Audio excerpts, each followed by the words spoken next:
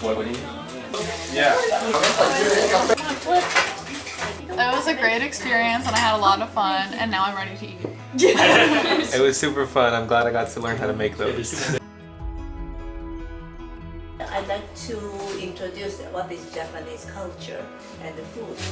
And then it's a very basic cooking today, where I was a professor and she had been children to teaching shrine and temple.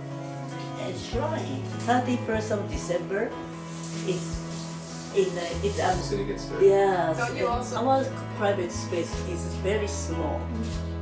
Your space is bigger, and then so they so for everyone. So 3 here, where prepare cutting here and then putting a bit easier. So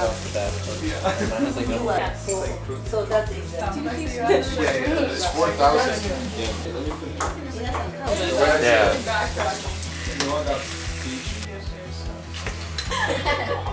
Y'all are keeping the room. love it. Very good. It's not gonna fit.